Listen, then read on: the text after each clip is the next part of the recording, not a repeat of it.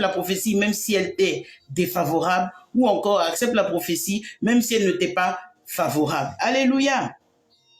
Et nous sommes dans le livre d'Ésaïe au chapitre 38 au verset 22.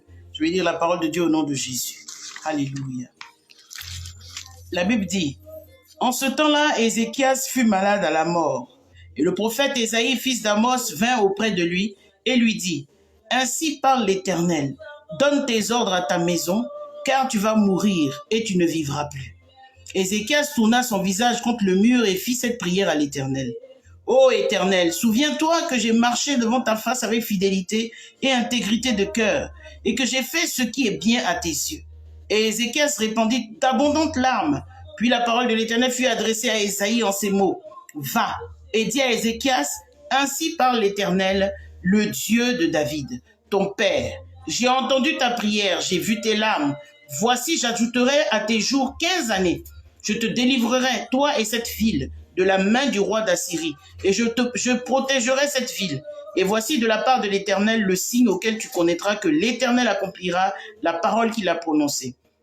Je ferai reculer de 10 degrés en arrière avec le soleil l'ombre des degrés qui est dessus sur les degrés d'Akaz, et le soleil recula de 10 degrés sur les degrés où ils étaient descendus. Cantique d'Ézéchias, roi de Juda, sur sa maladie et sur son rétablissement. Il dit, je disais que mes jours sont en repos, je dois m'en aller aux portes du séjour des morts, je suis privé du reste de mes années. Je disais, je ne verrai plus l'Éternel, l'Éternel sur la terre des vivants. Je ne verrai plus aucun homme parmi les habitants du monde. Ma demeure est enlevée et transportée trop loin de moi. Comme une tente de berger, je sens le fil de ma vie coupé, comme par un tisserand qui me retrancherait de sa trame. Du jour à la nuit, tu m'auras achevé. Je me suis contenu jusqu'au matin. Comme un lion, il brisait tous mes os. Du jour à la nuit, tu m'auras achevé. 14. Je poussais des cris comme une hirondelle en voltigeant et je gémissais comme la colombe. Alléluia. Je vais m'arrêter là pour un instant parce que ça va un peu en profondeur. Je veux aller directement dans mon message. Donc, accepte la prophétie même si elle t'est défavorable.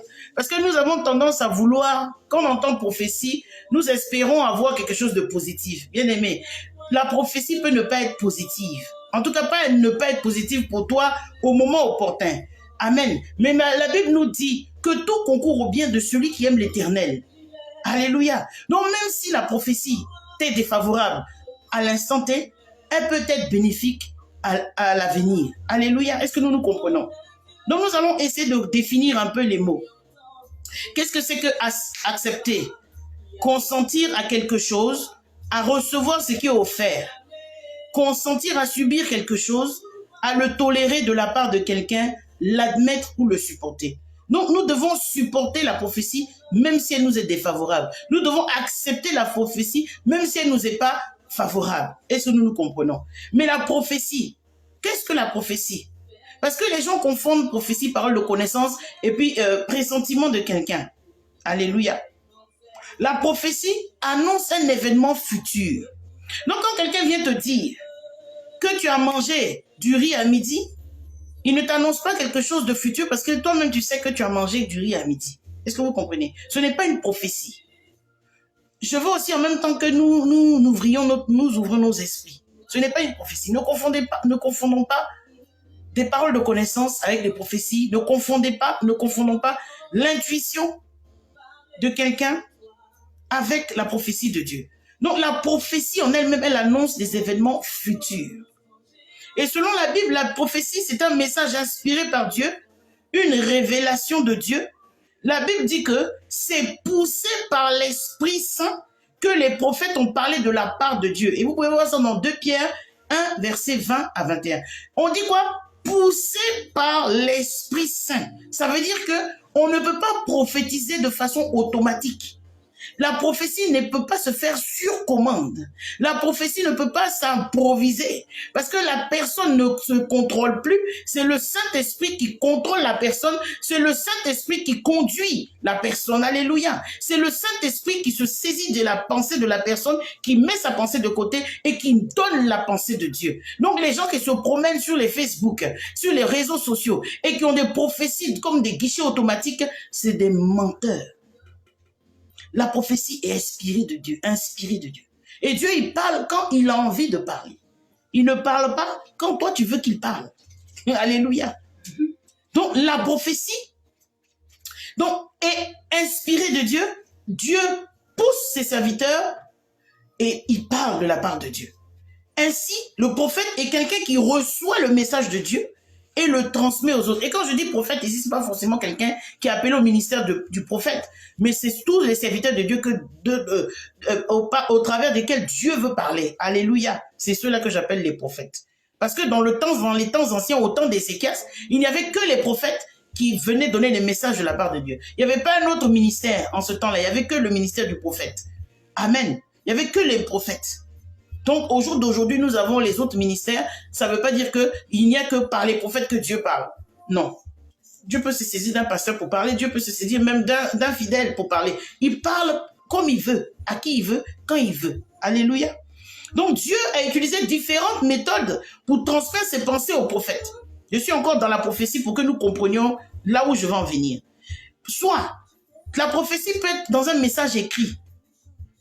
Et à cette occasion, Dieu utilise cette méthode pour donner à Moïse, dans le livre d'Exode, les 10 commandements sous forme écrite. C'est une prophétie. Les 10 commandements, c'est une prophétie. Alléluia. Et vous pouvez voir ça dans Exode 31, verset 18. Alléluia. Ensuite, Amen. Amen. Ensuite, il y a la transmission orale de la part des anges.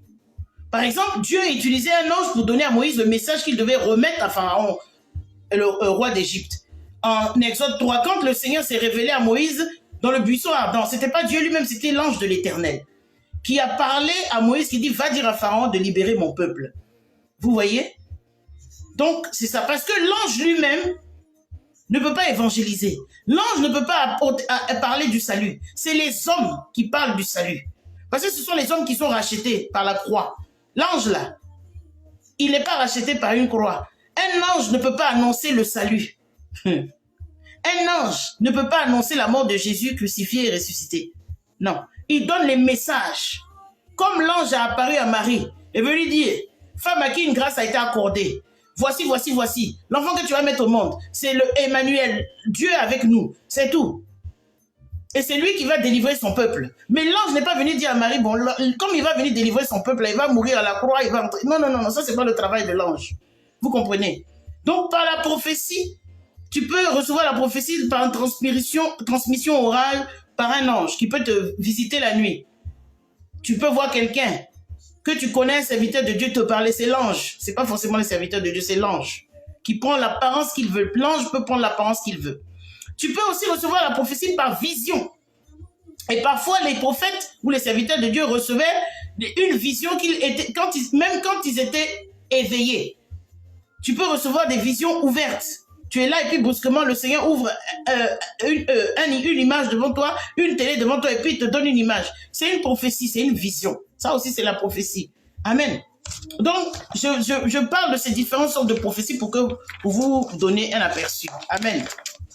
Donc ensuite, il y a des prophéties qui peuvent être guidées par la pensée. Voilà. Vous savez que Dieu te met une intuition, une pensée, et ça c'est une écriture. Donc la Bible dit que si on lit le livre de 2 Timothée 3, verset 16, la Bible nous parle de toute écriture est inspirée de Dieu. Ça veut dire que quand tu lis la parole de Dieu, elle est inspirée de Dieu, elle peut devenir une prophétie pour toi. Le Seigneur te met une pensée dans ton esprit et ça devient une prophétie pour toi. Donc l'expression inspirée de Dieu peut aussi être rendue par souffler par Dieu. Alléluia. Donc Dieu utilise son Saint-Esprit ou des forces agissantes pour souffler ses idées dans les esprits de ses serviteurs. Et le message vient de Dieu et le prophète est son canal. Alléluia. Amen. Donc nous comprenons ce que c'est que la prophétie. Parce que la prophétie que nous avons lue, la prophétie d'Ésaïe à Ézéchias, d'autres vont dire, mais Ésaïe c'est un menteur, Dieu ne l'a pas envoyé. Il est venu dire à Ézéchias, il va mourir. Et puis 2 minutes après, il revient encore pour dire, non, Dieu dit, il va rajouter des jours à ta vie. Donc la première prophétie, là, tu mens. Donc vous allez comprendre que il y a des prophéties qui sont conditionnées. Il y a des prophéties que Dieu peut changer. Vous comprenez? Donc, ce n'est pas parce que la personne a menti. C'est parce que Dieu, selon la circonstance, il a changé sa stratégie d'agir. Il est Dieu et il fait ce qu'il veut. Amen. Amen. Et le mot être, c'est l'auxiliaire du temps, du verbe être, c'est un verbe passif au temps composé actif. Amen. Bon, je ne veux pas rentrer dans la conjugaison, on n'est pas là pour ça. Amen. Défavorable, c'est ce qui est mal disposé à l'égard de quelqu'un qui est hostile, qui est opposé à quelque chose, qui est nuisible à quelqu'un, ou à quelque chose qui a des effets fâcheux sur eux. Donc, nous allons regarder au contexte de notre texte. Alléluia. Donc, ce texte-là se trouve dans deux passages dans la Bible. Ce texte se trouve en Ésaïe et ce texte se trouve dans le livre de Rois aussi, 2 Rois au chapitre 20, versets 1 à 11. Donc, Dieu prophétise par Ésaïe qu'Ézéchias va mourir. Amen. Et cette mort était la conséquence inévitable de sa maladie. Ézéchias était malade. Et puis Dieu a décidé de ne pas le guérir, mais plutôt qu'il va mourir. Amen. Et cette prophétie, elle était conditionnelle. Quand Ésaïe est venu trouver Ézéchias pour lui annoncer sa mort future, Dieu dit, range ta maison parce que ton temps est arrivé. Vous voyez, quand tu es un serviteur de Dieu, je vais ouvrir une parenthèse ici. Quand tu es un serviteur de Dieu, là, la mort ne vient pas te surprendre. Parce que Dieu te prévient. Dieu a dit à Élie, va consacrer Élisée parce qu'il va prendre ta place. Dieu a dit à Samuel, même Samuel là, quand son temps devait venir, le Seigneur lui a dit, parce que Samuel avait déjà établi ses fils comme juges. Et puis le peuple demandait un nouveau roi. Le peuple ne voulait plus de Saül, il voulait un nouveau roi. Le peuple ne voulait plus comment on appelle ça, de Samuel en tant que juge, il voulait un nouveau roi. Et la Bible dit que le Seigneur a dit, et pendant que Samuel était en train de se morfondre, le Seigneur a dit, mais toi là, tu te morfonds pourquoi? Moi là, j'ai compris, c'est moi qu'ils ont rejeté, je vais leur donner un roi. C'est comme ça qu'il leur a donné Saül. Amen. Donc, Dieu, c'est lui qui fait toutes choses bonnes en son temps. Il connaît toutes choses. Donc, par moment, si Dieu vient te dire que c'est temps de partir, là, il faut accepter. Et vous allez comprendre pourquoi il faut accepter. Donc, voici Ézéchias qui est dans tous ses états. Ésaïe lui dit, tu vas mourir. Ton temps est arrivé, tu dois ranger ta maison. Alléluia. Ézéchias a commencé à se jeter par terre. Seigneur, je ne peux pas mourir. Souviens-toi de ce que j'ai fait. Je suis rentré ici. J'ai fait ça pour toi. J'ai fait ceci pour toi. Dieu, quand tu lui rappelles ce qu'il a fait pour toi, c'est un Dieu de compassion. Amen. Donc, la Bible nous dit quelque chose en Jérémie 18, versets 7 à 10. Il dit quoi? Il dit, soudain, je parle sur une nation, écoutez bien, sur un royaume, d'arracher, d'abattre et de détruire. Mais si, il y a une condition, mais, conjonction de coordination, mais si, avec si, la clause si, ça veut dire qu'il y a une condition. Mais si cette nation sur laquelle j'ai parlé revient de sa méchanceté, je me répands du mal que j'avais pensé lui faire. Et soudain je parle sur une nation, sur un royaume, de bâtir et de planter. Mais si cette nation fait ce qui est mal à mes yeux et n'écoute pas ma voix, je me répands du bien que j'avais eu l'intention de lui faire. Amen. Pour d'autres versets, il dit, si mon peuple sur qui mon nom est invoqué, s'humilie, prie et cherche ma face et se détourne de ses mauvaises voies, moi Dieu, je me répands et je guéris son pays. Alléluia. Amen. Donc vous comprenez que il y a des prophéties qui sont conditionnées. Il y a des prophéties qui sont liées à un comportement. Si tu te répands, voici ce que Dieu fait. Mais si tu ne te réponds pas, il y a la destruction. Et voilà pourquoi au temps de Jonas, alléluia, au temps de Jonas, le Seigneur a sauvé Ninive. Et voilà pourquoi Jonas ne voulait pas aller à Ninive. Parce que connaissant Dieu, il savait que Dieu allait revenir sur sa décision. Vous comprenez? Sur sa décision de détruire le peuple. Alléluia. Est-ce que nous comprenons? Alléluia. Donc, c'est pour ça que Jonas ne voulait pas la Ninive. Il dit, oh, ce Dieu-là, si ici je vais leur dire qu'il veut les détruire, ils vont se repentir et Dieu va revenir sur sa décision. Mais parce que Dieu ne veut pas que les gens meurent. Donc, il te donne au moins l'opportunité de te repentir. Donc, ce n'est pas mauvais. C'est la compassion de Dieu. Mais Jonas dit non. Ceux-là, ils n'ont qu'à mourir. On ne veut pas qu'ils se repentent. On ne veut pas qu'ils reviennent à un meilleur sentiment et puis Dieu va les racheter. Non, ils n'ont qu'ils meurent. C'est souvent comme ça nous nous comportons. Quand quelqu'un revient de ses mauvaises voies, au lieu d'acclamer le Seigneur, de bénir le nom du Seigneur, on dit, oh lui là, je suis sûr qu'il va retourner encore dedans. Mon Dieu aurait dû même l'enlever. Et nous avons ce genre de comportement-là. Alléluia. Alléluia. Alléluia. Vous comprenez? Voilà. Donc, je reviens dans mon texte. Dans la Bible, Dieu n'agit pas de manière à nous tromper. Dieu ne donne pas une prophétie pour la changer, pour nous tromper. Non, ce n'est pas le but. Amen. Dieu n'est pas là pour ça. Voilà pourquoi la Bible dit en Hébreux 6, versets 17 à 18, c'est pourquoi Dieu, voulant montrer avec plus d'évidence aux héritiers de la promesse l'imitabilité de sa résolution, intervint par un serment, afin que par deux choses immuables, dans lesquelles il est impossible que Dieu mente, nous trouvions un puissant encouragement, non, nous dont le seul refuge a été de saisir l'espérance qui nous a été proposée. Amen. Donc, il lui arrive de changer ses plans. Ça ne veut pas dire qu'il a menti. Dieu change ses plans en fonction de notre réponse à sa parole. Amen. Donc, si tu réponds de façon négative, eh bien, tu vas subir les conséquences de Dieu. Mais si tu changes, si tu reviens au meilleur sentiment, eh bien, tu vas subir la félicité de Dieu. C'est comme ça. Vous pouvez voir ça aussi au temps d'Esther. Quand Esther a jeûné, et puis qu'elle est partie devant le roi, il y avait un édit du roi. Vous savez que le roi ici représente Dieu. Il y avait un édit du roi pour que le peuple hébreu et juif soit détruit. Et Esther est partie devant le Seigneur, est partie demander grâce, et puis l'édit du roi n'a pas changé. Mais il a ouvert une possibilité au peuple de se défendre. Vous voyez, la prophétie n'a pas changé. Mais le Seigneur a donné une permission au peuple de se défendre. Et le peuple étant plus nombreux que les autres peuples pour se défendre, ils ont causé la terreur et ils ont anéanti les autres. Vous comprenez? Donc Dieu change ses plans en fonction de notre réponse à sa parole, en fonction de notre réponse à sa prophétie.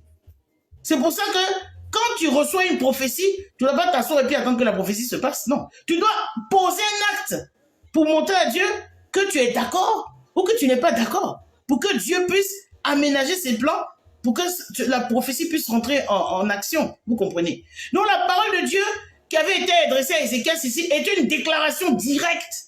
C'est pas genre Esaïe est venu lui dire donc j'ai fait un songe et puis dans le songe je t'ai vu mourir. Non, il dit Dieu dit. Amen. Range ta maison. Ton temps est fini. Alléluia. Il est venu directement. Alléluia. Il est venu lui annoncer la parole. J'ai bien dit, accepte la prophétie, même si elle t'est défavorable. Vous voyez, souvent on va venir nous donner des paroles. Tu expliques une situation. Et puis pendant que tu parles de ta situation, le serviteur de Dieu ou la servante de Dieu reçoit une pensée dans son esprit, ce qui peut être une prophétie. Et puis il te dit non, il faut faire comme ça, il faut faire comme ci, faire comme ça. Mais toi, comme tu n'es pas d'accord avec ce qu'il t'a dit là, tu es fâché, tu montes sur tes grands chevaux. Oh, ce serviteur-là, c'est un menteur. Ou cette servante, c'est une menteuse. Tu refuses. J'ai bien dit, accepte la prophétie, même si elle t'est défavorable. Amen. Amen. Parce que tu ne connais pas le plan de Dieu derrière. Tu ne sais pas pourquoi Dieu a dit que c'est comme ça là. Et nous allons comprendre ce que je suis en train de dire. Parce que Ézéchias a refusé la prophétie. Mais il y a eu des conséquences néfastes au refus d'Ézéchias. Parce que Dieu, connaissant le futur, voulait éviter quelque chose. Vous comprenez? La Bible dit que le Seigneur a donné des signes, le soleil va tourner ici, à tant de degrés, à ceci et puis cela. D'accord. Et puis Ézéchias a vécu 15 années de plus. Et c'est ce qu'Ésaïe lui a dit. Bon, à cause de ta prière, le Seigneur va ajouter 15 années de plus sur ta vie. Alléluia. Gloire à Dieu. On est content. Où Ézéchias, il est bon. Si c'est au jour d'aujourd'hui, mais Ézéchias, tu es béni. Hein? Dieu a ajouté 15 ans sur ta vie. Mais vraiment, tu es béni. Mais vous ne savez pas ce que Dieu voulait éviter. Parce qu'il est le commencement et la fin. Là où il est arrivé, là, dans la fin, là, toi, tu n'es même pas encore arrivé au milieu. Donc, tu ne sais pas ce qu'il cherche à éviter. Amen. Et on va lire quelque chose dans Ésaïe 38, verset 5, qui dit, va et dis à Ézéchiel. Vous savez que Ésaïe sortait de la maison d'Ézéchias, du palais d'Ézéchias, parce qu'Ézéchias était quand même un roi. Il n'était même pas encore arrivé au seuil de la porte que le Seigneur lui retourne. Vous voyez, il y a des prières qui font bouger Dieu. Je vous ai dit, il y a des prières, quand tu pries là, à cause de ton comportement dans l'église, là, quand tu pries, Dieu dit j'arrive. À cause de toi-même, ton comportement dans l'église. Dieu dit j'arrive. Quand Dieu dit j'arrive, là, ça peut mettre 1 an, 2 ans, 3 ans, 4 ans, 5 ans, 6 ans. Et puis il y a des prières, quand tu pries là, Dieu, il agit automatiquement. À cause de ta relation avec lui. À cause de ton intimité avec lui. Ézéchias avait une intimité avec Dieu. Voilà pourquoi quand il a pris le sac, il a commencé à pleurer devant Dieu. Automatiquement, Dieu a répondu. Je vous ai dit, il y a la prière qui déclenche le « je me voici ». Quand tu appelles Dieu et puis il dit « me voici ». Ça, c'est à l'instant T. Et puis quand Dieu dit « j'arrive », ça veut dire qu'il va faire le tour de la terre d'abord avant de revenir vers toi. À cause de ton comportement. À cause de ton infidélité dans sa maison. Alléluia. À cause de ton caractère. Dieu n'est pas pressé pour te donner le résultat de ta prière. Alléluia. Donc, tout ce que nous faisons dans la maison de Dieu, comprenez que c'est conditionné. Alléluia. C'est conditionné par rapport à ton temps que tu passes avec Dieu. C'est conditionné par rapport à ta relation avec Dieu. C'est conditionné par rapport à ta vraiment un lourd comportement. C'est conditionné par rapport à comment on appelle, à ta façon de servir Dieu. Alléluia. Amen. Alléluia. La disposition de ton cœur aussi. Si tu es dans l'église et tu passes ton temps à surveiller les autres, tout ça là, Dieu regarde. Alléluia. Amen. Donc, nous allons regarder aux conséquences de la prière. Donc, la Bible dit au Ésaïe 38, verset 5, il dit, « Va et dis à Ézéchias, ainsi parle l'Éternel, le Dieu de David, ton père. J'ai entendu ta prière, j'ai vu tes larmes. Voici, j'ajouterai à tes jours 15 années. » Donc, voici le Seigneur qui revient sur ça.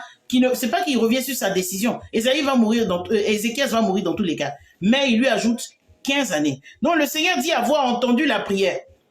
Et la parole de Dieu qui déclare qu'Ézéchias devait se préparer à mourir et la prière, Ézéchias a adressé ensuite à Dieu. Donc voici, dès qu'Ézéchias a reçu la prière, la parole, il dit, il se tourna contre le mur. Amen. Et il fit cette prière. Seigneur, j'ai fait ceci. Seigneur, souviens-toi, j'ai fait cela. Seigneur, reviens. Il a commencé à rappeler à Dieu ce qu'il a fait. Si Dieu dit tu meurs demain là, qu'est-ce que tu vas pouvoir dire à Dieu? Tu viens à l'église en retard. Tu n'es même pas prêt pour lui. Tu n'as même pas un temps pour lire la parole de Dieu. Tu n'as même pas un temps pour méditer. Quand on dit jeûner là, c'est pas pour toi. Quand on dit il faut donner, c'est pas pour toi. Quand on dit ceci, c'est pas pour toi.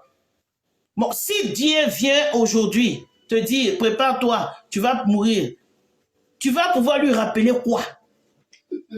Qu'est-ce que tu vas pouvoir lui dire qui va lui permettre d'ajouter 15 ans à ta vie? Alléluia. C'est toi qui trouves que tout le monde est mauvais dans l'église. C'est toi qui trouves que lui, il est penché. C'est toi qui trouves que lui, là, il est rentré ici, il est sorti par là. C'est toi qui trouves que celui-là n'est pas bien converti. C'est tout. C'est ça, là, tu vas rappeler à Dieu. Bon, il va précipiter même ta mort. Alléluia. Il va précipiter ta mort. Il va vite venir te chercher. Alléluia. Mais Ézéchias, il avait des choses à montrer à Dieu. Il avait des choses à rappeler à Dieu. J'ai fait ça pour toi. Sûrement que le roi qui était avant Ézéchias a fait des mauvaises choses. Il a emmené des mauvaises choses. Alléluia. Amen. Donc Dieu a eu grâce. Et tout ce que Dieu déclare, écoutez bien ce que je veux vous dire. Tout ce que Dieu déclare en rapport avec l'avenir n'est pas nécessairement irrévocable. Alléluia. N'est pas nécessairement irrévocable. Et c'est pour ça que je dis que c'est selon ton comportement, selon ta façon d'être avec Dieu, selon ta façon de servir Dieu. Alléluia. Ça va dépendre. Quand Dieu te donne une parole, ton comportement, ta vie avec ton intimité avec lui peut changer le cours du temps. L'obéissance peut changer le cours du temps. Alléluia. Donc quand une tragédie frappe des croyants, ils peuvent être certains que Dieu est attentif à ce qui leur arrive. Il est au courant de tout. Il n'y a pas quelque chose qui puisse arriver qui va surprendre Dieu. Parce qu'il y en a qui pensent que Dieu, il dort et puis il est surpris par les événements. C'est lui qui gère tous les événements. Même Corona, même Dieu est au courant de ça.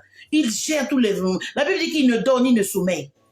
Quelqu'un comme ça, là, tu crois que tu vas le surprendre? Toi, un être humain, tu ne peux pas le surprendre. Il est au courant. Alléluia. Tout ce qui arrive, il est maître de la situation. Il sait.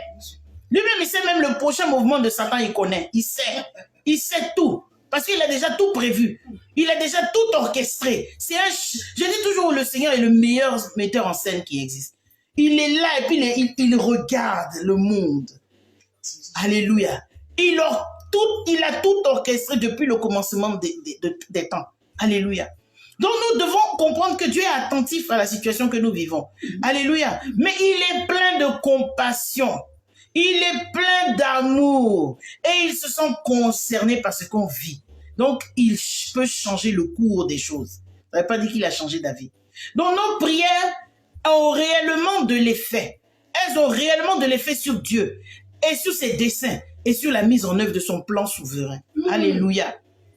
Amen. Donc les événements de notre vie et de la vie de l'Église sont déterminés à la fois par le plan de Dieu et par nos prières. Voici pourquoi souvent on dit aux chrétiens, prions, jeûnons, pour que Dieu change la situation, pour que Dieu change le cours des choses, pour que ta prière a de l'impact. Ta prière peut être utilisée par Dieu pour changer le cours des choses. Donc quand on te demande de faire 21 jours de jeûne, de faire 3 jours de jeûne, de faire 1 jour de jeûne, faut être disposé pour changer le cours des choses, pour changer l'histoire. Alléluia. Il faut que tu joues ta partition en tant qu'enfant de Dieu. Vous voyez que la prière d'Ézéchias, à l'instant T, a changé le plan de Dieu pour lui. Au lieu de qu'il meure demain, il est mort 15 ans après. Est-ce que vous comprenez? Donc le refus de la prophétie a permis quelque chose malheureusement. C'est vrai qu'ici, Dieu a permis à Ézéchias de vivre 15 années de plus. Mais Dieu ne voulait pas qu'Ézéchias vive 15 années de plus pour éviter la venue de quelqu'un sur cette terre. Alléluia. Le refus de la prophétie d'Ézéchias a permis la naissance de Manassé. Alléluia. Dans les 15 années que Dieu a donné de plus à Ézéchias, Manassé est né. Et Manassé d'abord signifie oublieux. Quelqu'un d'oublieux. Alléluia. Quelqu'un qui a tendance à oublier, quelqu'un qui néglige ses obligations. Alléluia. Donc vous voyez déjà le nom annonce la personne. Manassé n'a pas servi Dieu comme son père, Ézéchias. Alléluia. Ézéchias aimait Dieu. Ézéchias avait rétabli le culte à Dieu. Ézéchias avait ramené les enfants de Dieu dans la voie du service à Dieu. Alléluia. Donc, quand on lit Manassé, comme on appelle 2 Rois 21, on va aller dans 2 Rois, chapitre 21. Alléluia. Alléluia. Si cette parole te fait du bien, je veux que tu invites quelqu'un à te joindre à nous, à écouter cette parole. Alléluia. Amen. Alléluia. Alléluia. Alléluia. Alléluia. 2 Rois 21. Alléluia.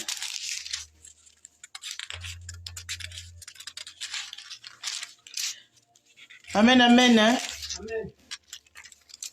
Voilà. La Bible dit Manassé avait 12 ans lorsqu'il devint roi et il régna 55 ans à Jérusalem. Sa mère s'appelait Hephsiba. Il fit ce qui est mal aux yeux de l'Éternel, selon les abominations des nations que l'Éternel avait chassées devant les enfants d'Israël. Il rebâtit les hauts lieux qu'Ézéchias, son père, avait détruits. Et il éleva les autels à Baal. Il fait une idole d'Astarté, comme avait fait Akab, roi d'Israël. Et il se prosterna devant toute l'armée des cieux et la servit. Vous voyez? C'est ça que Dieu voulait éviter. Donc les 15 ans de plus d'Ézéchias, voici un élément qui est né, il s'appelle Manassé. Et Manassé, donc il avait 12 ans quand il accédait au trône. Ça veut dire que de la première année à la 15e année, dans les 3 ans qui ont suivi la restauration d'Ézéchias, Manassé est né. Et à 12 ans, quand il a eu 12 ans, Ézéchias est mort, et puis Manassé est venu au pouvoir. Un enfant de 12 ans qui vient au pouvoir, là, lui, il connaît quoi? Il connaît rien. Mais il était influencé par sa mère. Une Jézabel, alléluia, qui était à ses côtés pour lui donner des conseils. Amen. La Bible dit qu'Ézéchias avait rétabli les choses de Dieu. Mais voici Manassé qui arrive à 12 ans, avec un petit démon à côté de lui, qui lui donne des mauvais conseils. Alléluia. Et maintenant, il casse tout, il gâte tout, il rétablit ce que Dieu avait détruit au travers d'Ézéchias. Alléluia. Donc, il emmène encore le peuple à venir se vautrer dans l'interdit. Alléluia. Amen. Il a tout gâté. Donc, comprenez, les 15 années de plus d'Ézéchias, là, c'était parce que Dieu ne voulait pas que Manassé naisse. C'est pour ça que Dieu voulait l'enlever maintenant. Vous comprenez? Donc, la prophétie peut être défavorable, mais elle peut être favorable au plan de Dieu. Souvent, nous sommes un peu égoïstes, nous pensons à nous-mêmes. Nous ne pensons pas au plan parfait de Dieu, au plan final de Dieu. Alléluia. Et voici le problème que Dieu voulait éviter. Manassé. Vraiment, Manassé est un élément dangereux. Manassé est un problème, a été un problème pour le peuple d'Israël. Alléluia. Il a fait ce qui était mal aux yeux de l'Éternel. Il a rebâti les hauts lieux. Alléluia. Que son père avait détruit. Il a remis l'adoration d'Astarté dans les temples de Jérusalem. Vous vous rendez compte, il était gonflé, hein, quand même dans la maison de Dieu, carrément. Alléluia. Amen. Même l'Éternel parle à Manassé. Manassé, puisqu'il ne connaissait pas l'Éternel, 12 ans. Son père n'a pas eu le temps de vraiment lui inculquer les choses. Alléluia. Son père n'a pas eu le temps de lui inculquer les choses et puis il est mort. Vous comprenez? Donc même Dieu lui parle là. Il s'en fout de ça. Il ne connaît pas Dieu. Le Dieu qu'il connaît là, ce sont les dieux de sa mère. Un enfant de 12 ans, c'est sa maman qui l'a éduqué. C'était un roi, Ézéchias. Il n'avait pas le temps de s'asseoir avec les enfants. Alléluia. Et nous comprenons, vous voyez, quand vous connaissez la culture juive, vous comprenez une chose. À 12 ans là, quand il a pris le royaume, c'est à 12 ans que les Juifs font le bar mitzvah. C'est à 12 ans qu'ils commencent à devenir hommes. Donc, avant les 12 ans là, il est sous la coupole de sa maman.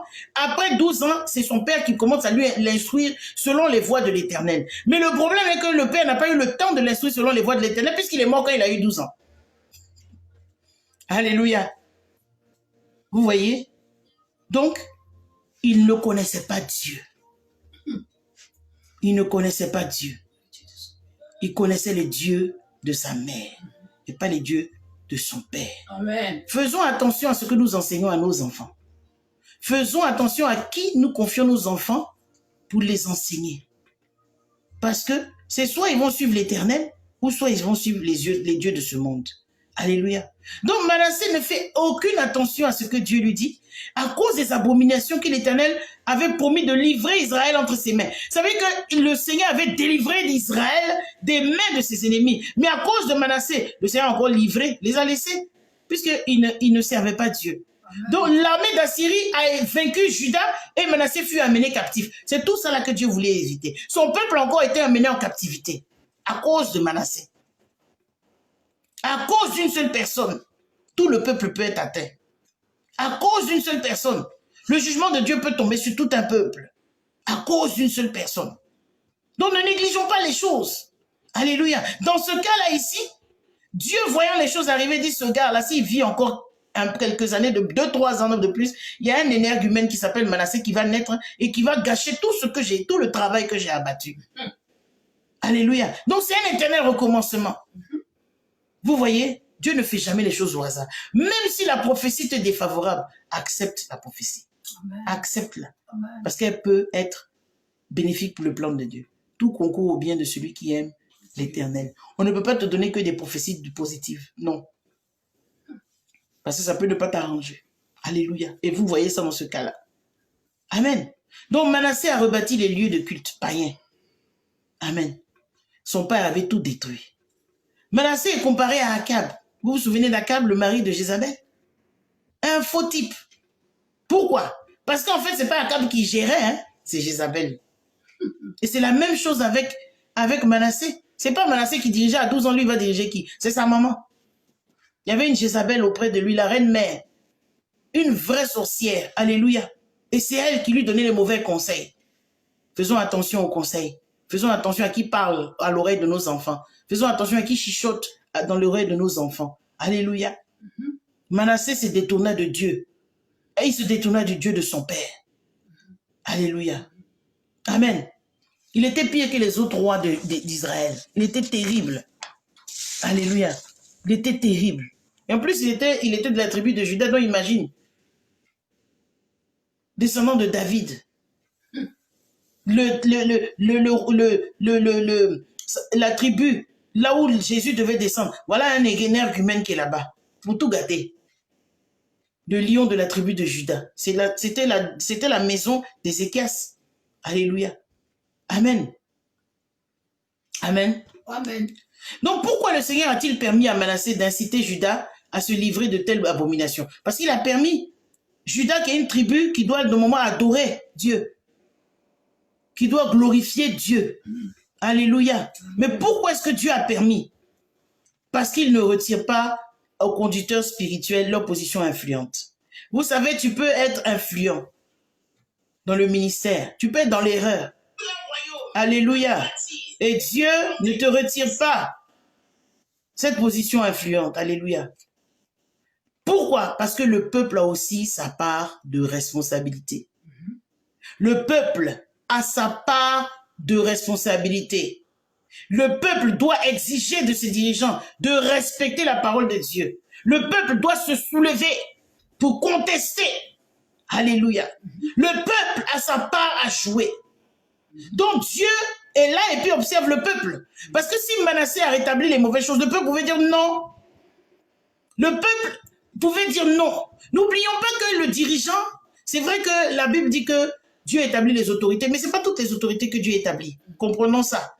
Mais le peuple est le maître du dirigeant. Donc si le dirigeant ne te convient pas, tu dois te lever pour le faire partir. Et c'est ce qui s'est passé ici. Dieu est en train d'observer son peuple. Qu'est-ce qui se passe?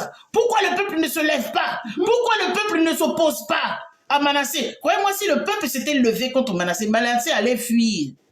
Alléluia. Manassé allait fuir. Donc le peuple a aussi sa part de responsabilité. Amen. Est-ce que tu joues ton rôle? Alléluia. Amen. Le peuple doit exiger à son dirigeant de respecter et d'obéir à la parole de Dieu. Alléluia. Parce que c'est toi qui l'as mis là. Amen. Donc c'est ta responsabilité.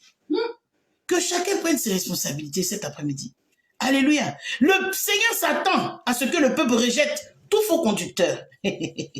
Amen. Tout conducteur qui s'écarte des enseignements de l'Écriture. Dans ce cas-là, c'est dans la Bible. Mais que ce soit dans le monde séculaire, s'il y a un dirigeant qui ne respecte pas les constitutions, les textes qui régissent la société, le peuple a le droit de se lever pour le foutre dehors.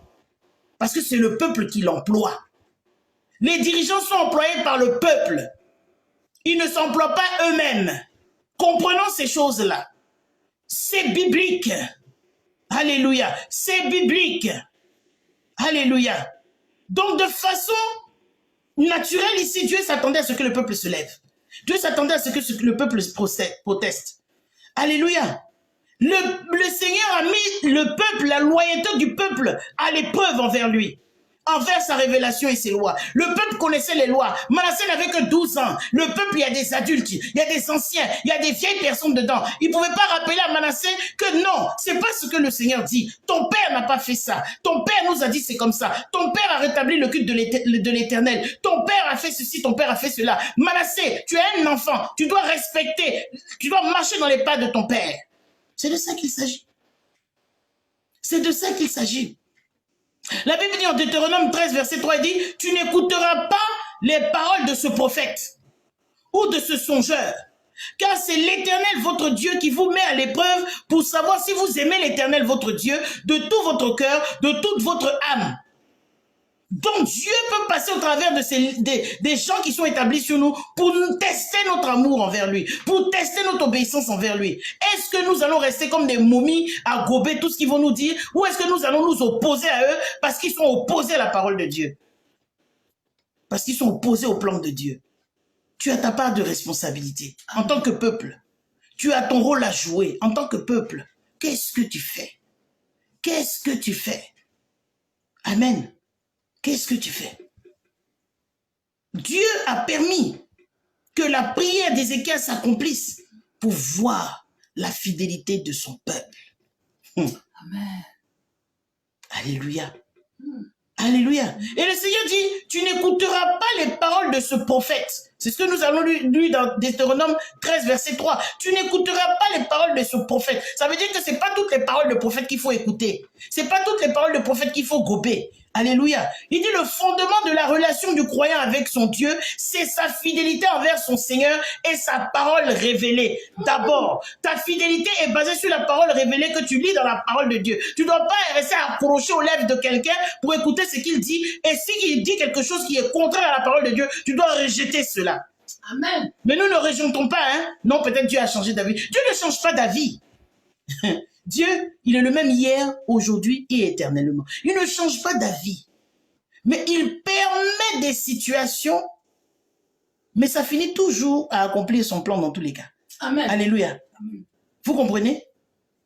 Ça finit toujours par accomplir sa volonté. Amen. Donc, nous comprenons que la tentation de nous écarter à notre devoir envers Dieu viendra de ceux qui ont l'apparence de spiritualité. Tu les vois, on dirait des petits saints. Pourtant, ce sont des vrais diables. Alléluia. Nous pouvons en tirer plusieurs implications pour notre vie même.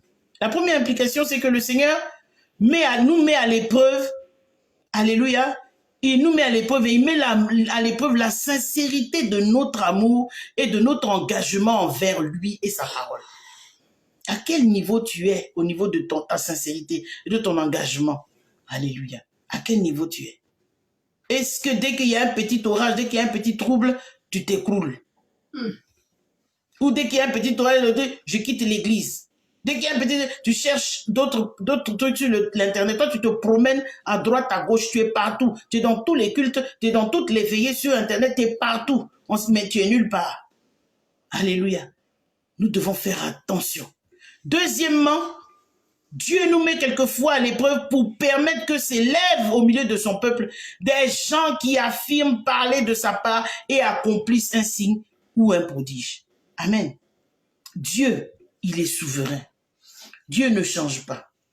Donc si la prophétie ne te convient pas, même si elle t'est défavorable, tu dois l'accepter. Alléluia. Amen. Dieu, il n'a pas changé.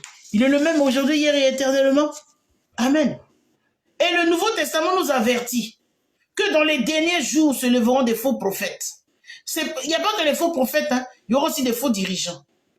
Et nous n'avons qu'à regarder le monde. Nous regardons même déjà tout ce qui se passe aux États-Unis. Dès que ce gars-là, Biden, ils ont dit qu'il a gagné, annonce la victoire. Ça n'a pas encore été annoncé. Donc même aux États-Unis, là, on ne sait pas qui va être en président. Ce sont les médias. Ce sont les faux prophètes d'aujourd'hui. Je vous annonce ça. Les grands médias, ce sont les faux prophètes de nos temps. Ils racontent, ils fabriquent, ils inventent. Vous allez voir que dès qu'ils ont dit que Biden était élu, c'est là qu'ils ont trouvé le vaccin. Depuis que Trump était là, il n'y a pas encore trouvé le vaccin. Hein. C'est en même temps, là, en 24 heures, 48 heures, ils ont trouvé un vaccin. C'est des foutaises. Ce sont les faux prophètes de nos temps. Les journaux écrits, les médias, télévision, tout ce qu'ils balancent là, ce sont les faux prophètes de nos temps. Je vous dis ça en même temps. Alléluia. La vérité est enfouie. Parce que quoi? Ce sont les gros groupes. Ce sont les gros donateurs qui sont derrière. Les Bill Gates et tout ça. Ce sont eux, tous les jours. Ce sont eux qui sont derrière. Vous comprenez? Vous comprenez? Donc, il faut faire attention. Il y a des faux leaders sur la terre des hommes. Il y a des faux présidents. Mais les gens qui sont eux-mêmes dans l'homosexualité, qui sont dans le lesbianisme, qui sont dans tout ce qu'ils veulent, vous voulez qu'ils votent des lois contre ça, pourquoi? Puisque eux-mêmes, ils sont dedans. Regardez le gars du Canada, là. Il est marié à un homme. Le président du Canada, là, il est marié à un homme. Alléluia. Il est marié à un homme. Quand ils vont dans les dîners, là, l'homme là porte des robes de femme. C'est un homme. Avec une grosse barbe. C'est un homme. Bon, quelqu'un comme ça, là, comment il ne peut pas faire des lois contre l'homosexualité puisque lui, il est dedans. Un gars comme Biden, là, il a plein d'attaques, plein de problèmes pour la pédophilie. Mais là, les journaux n'en parlent pas. Hein. On va diaboliser Trump. On va diaboliser Trump. Vous comprenez? Ouvrez vos yeux, ouvrez vos entendements. Les faux prophètes de nos jours, là, ce sont les médias. Voilà pourquoi les faux prophètes sont remplis sur Facebook. Eux, on les bloque jamais. Hein. C'est toujours les bonnes personnes qu'on bloque. Vous comprenez? Tu vas mettre un message, c'est ton message qu'ils vont annuler. Mais pour les faux, là, ça est là. Ils se connaissent entre eux. Satan ne combat pas Satan. Satan, il ne combat pas Satan. Il est organisé. C'est nous, les chrétiens, qui nous combattons. Sinon, Satan ne combat pas Satan. Alléluia. On retourne dans nos textes. Alléluia. Donc, lorsque nous regardons à l'implication de Dieu au sein de notre vie ou de l'histoire même en général, parce que Dieu s'intéresse à ce qui se passe, hein, parce qu'il a déjà prévu la fin. Donc, il s'intéresse à ce qui se passe. Alléluia. Certains chrétiens font souvent la distinction entre la volonté divine parfaite et une volonté divine permissive. Et on va parler un peu de ça. Parce qu'on dit, oui, bon, ça c'est la volonté permissive de Dieu, ça c'est la volonté parfaite de Dieu. Bon, de quoi il s'agit au juste? Donc la première, donc la volonté parfaite, elle soulignerait un caractère parfait, pur de la volonté de Dieu. Dans le cas d'Ézéchias, ici, la volonté de Dieu, c'était qu'Ézéchias range sa maison parce qu'il allait le récupérer. Vous comprenez? Parce que Dieu ne voulait pas que Manassé rentre en jeu et tout ça. Ça, c'est la volonté parfaite de Dieu. Maintenant, on pourrait dire, en tant qu'être humain, que bon, la prière d'Ézéchias a déclenché quelque chose. Donc, Dieu a ouvert une parenthèse permissive pour que chose. Non, Dieu n'a pas ouvert une parenthèse permissive. Parce que la volonté de Dieu, qu'elle soit immédiate ou qu'elle soit future, c'est la volonté parfaite de Dieu. Il n'y a pas de volonté permissive de Dieu parce que Dieu ce n'est pas un homme pour être ni chaud ni froid, pour être au milieu, pour être sur une balance. Non, Dieu ne fonctionne pas comme ça. Amen. Dieu ne fonctionne pas comme ça. Mais Dieu permet certaines choses, mais sa volonté parfaite s'accomplit toujours à la fin, dans tous les cas. Amen. Amen. Donc, même s'il existait une volonté permissive, et j'ai dit même s'il existait une volonté permissive, elle serait nécessairement parfaite. Pourquoi? Parce qu'elle serait toujours la manifestation de la volonté divine, à moins que Dieu lui-même possède une volonté imparfaite. Et nous savons tous que Dieu n'est pas imparfait, donc il n'a pas une volonté imparfaite. Donc, même si Dieu permet quelque chose, à la fin, c'est toujours sa volonté divine qui s'accomplit. Amen. Amen. Donc, la Bible nous déclare en Éphésiens 1, versets 1 à 11. Il dit, en lui, nous sommes aussi devenus héritiers, ayant été prédestinés, suivant la résolution de celui qui opère toutes choses d'après le conseil de sa volonté, afin que nous servions à la louange de sa gloire, nous qui d'avance avons espéré en Christ. Alléluia. Amen. Amen. Donc Dieu, alléluia, il est celui qui est l'auteur premier de toutes choses. Bien aimé, on n'a rien inventé sur la terre. Amen. Amen. Donc il opère toutes choses selon le conseil de sa volonté, d'abord. Amen. Donc ça veut dire qu'il accomplit toutes choses toujours en accord avec sa propre volonté, d'abord. Ça veut dire que même quand tu pries, tu élèves ta prière. Dans ce cas-là, Ézéchias a élevé sa prière. Mais Dieu a regardé d'abord à sa volonté avant d'exaucer Ézéchias. Il n'a pas dit, bon, Ézéchias a trop versé des larmes, c'est un roi, ses sujets sont là en train de se jeter par terre, bon, il traîne, bon. Écoutez, non. Il a dit, bon, il a élevé sa prière là. Moi là, est-ce que sa prière là, ça m'arrange? Selon mon plan. Vous comprenez? Donc Dieu n'est jamais dépassé par les événements.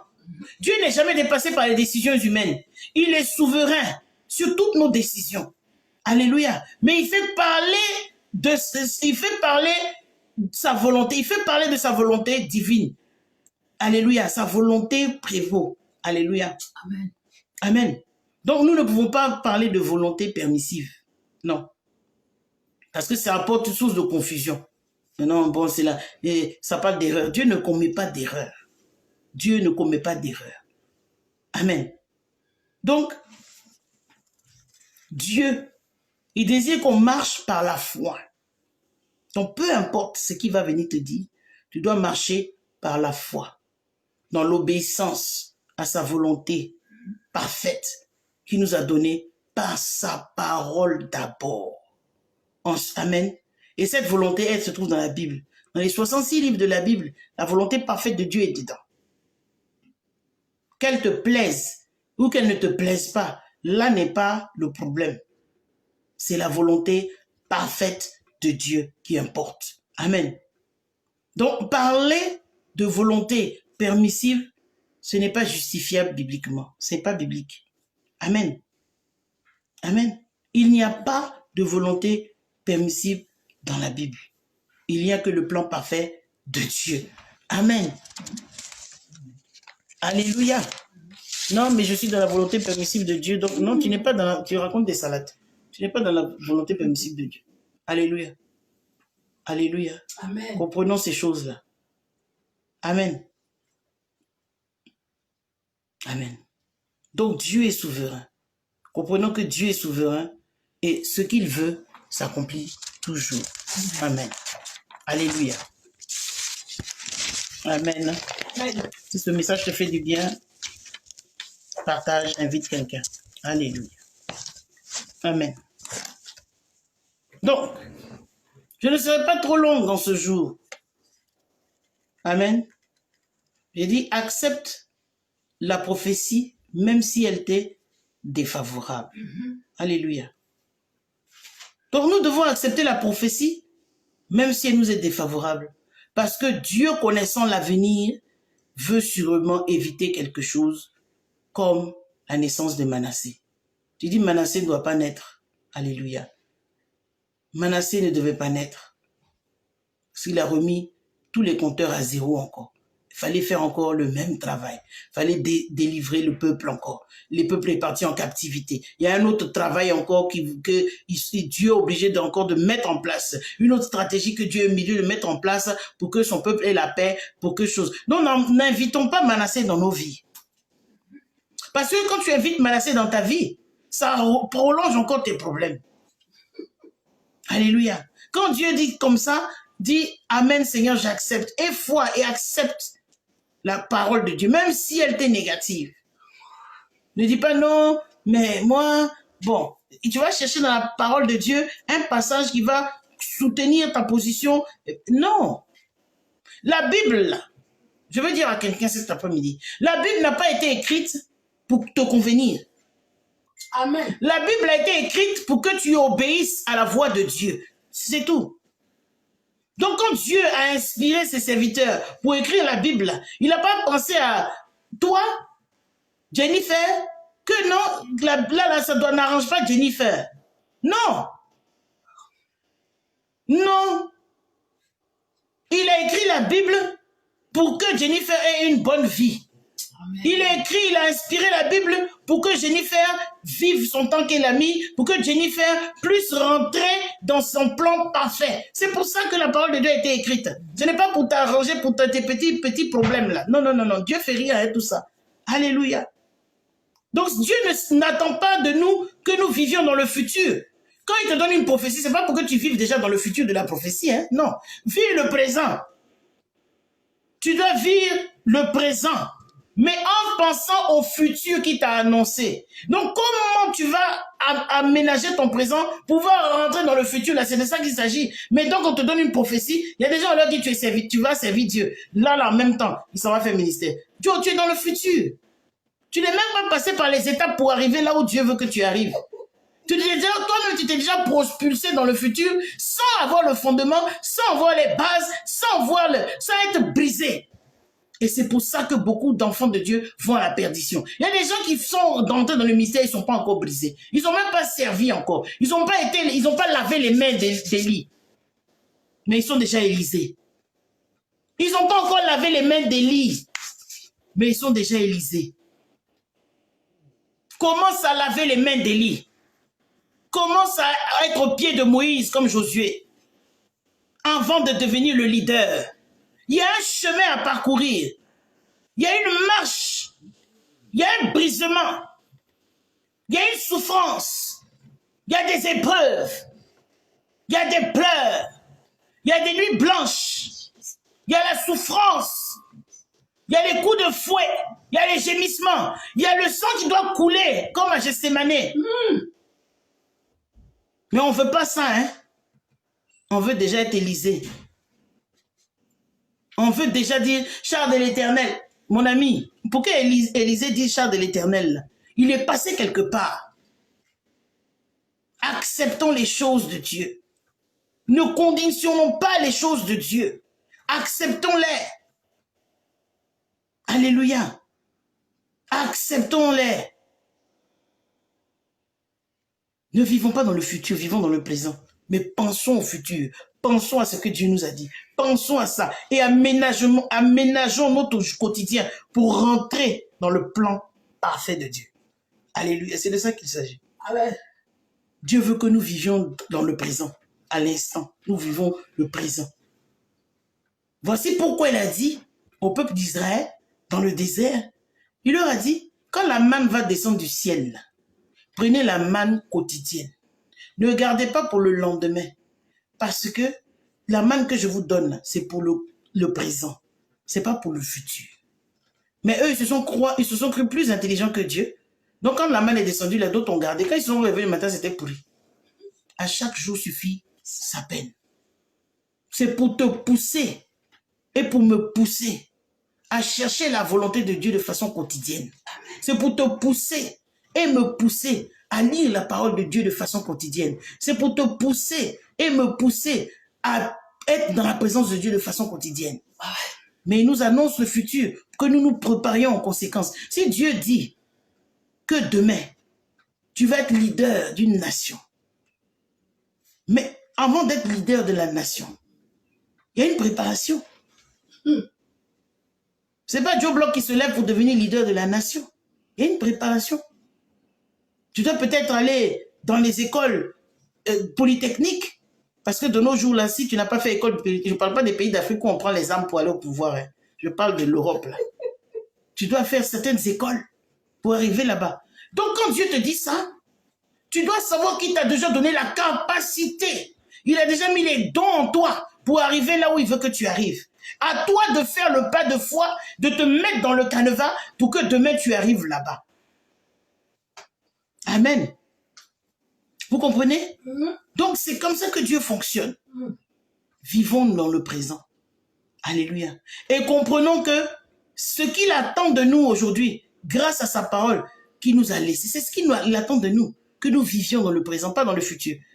Mais le futur est déjà tout décrit dans la parole de Dieu. Voici pourquoi quand vous vous promenez sur les réseaux sociaux là, et que les soi-disant prophètes qui sont là-bas vous annoncent des choses, si ça n'a rien à voir avec la parole de Dieu, commencez à vous repentir. Commencez à demander pardon à Dieu de les avoir écoutés.